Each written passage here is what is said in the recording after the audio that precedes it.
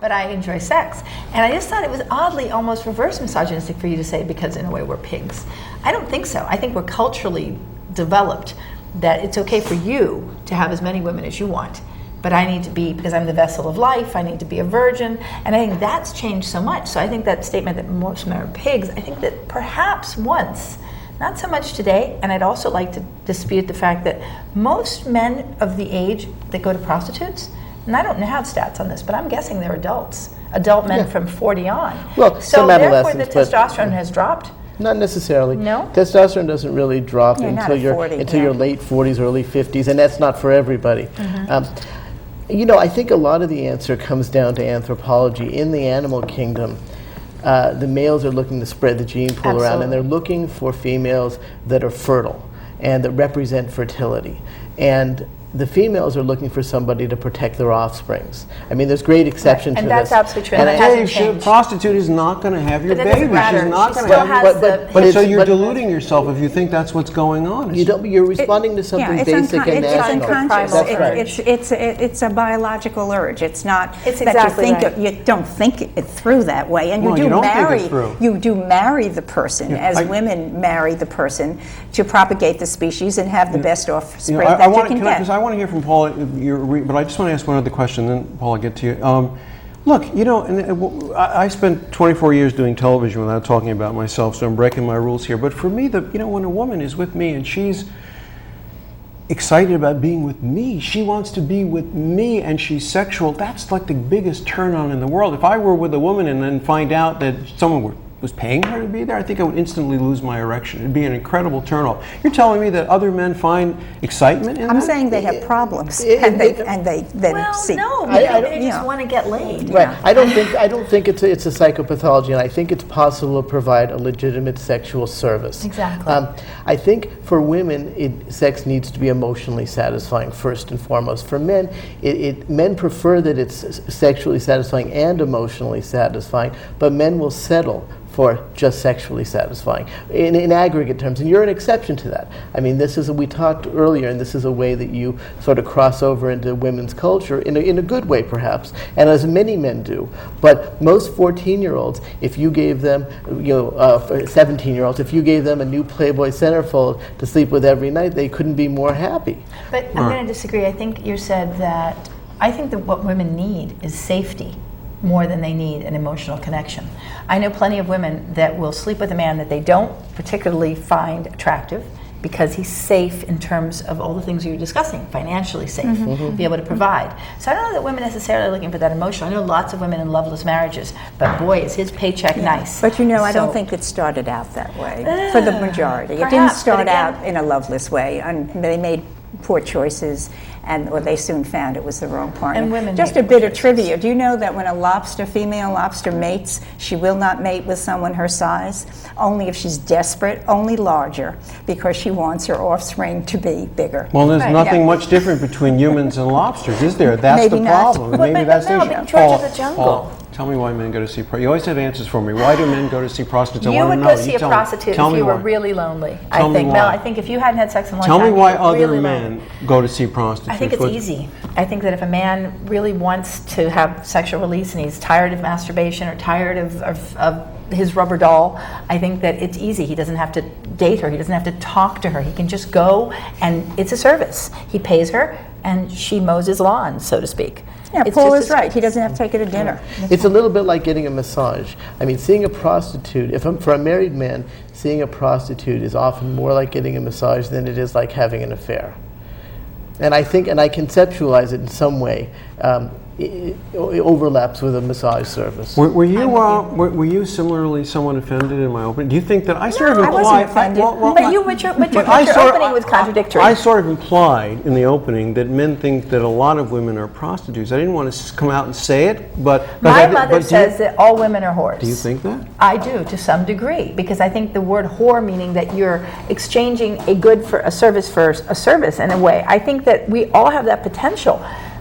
You date me, I let you buy me pretty jewelry, I let you take me out to dinner, you fly me to Paris, we have sex. In a way, I'm letting you do that so that you can have sex with me.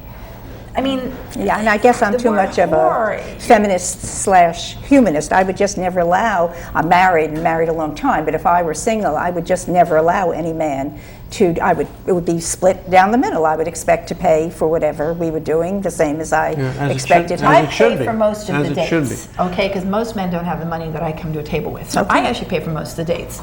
But it's still that chase. He still has to chase me. You know, in today's world, it's kind of a little more equal. You know, there's some social scientific research on this that's relevant, and I just want, if you look at the research that's been done by Nancy Friday, who's a great researcher, or Cher Hyde, or others on male sexual fantasy, they've identified a common male fantasy that most men have. It's sort of the most prevalent male sexual fantasy. Anyone here want to guess of what that would be? I think I know what it is. What is it? I think it's having sexual access to a number of attractive women. At least that's the research that I'm familiar with. That's the sort of archetypical male fantasy. I'm going to guess it's rape. No, I don't think it's either one, actually. No? I think the number one fantasy that men have is that women really want to have sex, that they're initiating sex. I mean, that's the fantasy, that women really are going out there and initiating sex with them. Do you not find that when I read the research, that's what comes up again and again and again? You think it's variety as the number one fantasy? I think variety is a big one. The research I'm familiar with suggests variety, but is that a reason why men does a man want a woman to come on to him? I think men would be shocked. Well, come on, that's I swear to God. There's a lot of pressure on men to make the move and to be the initiator and to stick their neck out and to deal with the pain and the ensuing depression from rejection. Yes, and I'm saying, Paula alluded to it, and I was trying to make the following point, that I think that women create all sorts of courtship obstacle courses and mazes. You've got to navigate through. You have to know when to pursue, when to persist, when to risk rejection, when to flirt. And I think the main attraction of the prostitute is that for the man, there's a straight line between what he wants. There's no gameplay. Say that the world is changing as we sit here.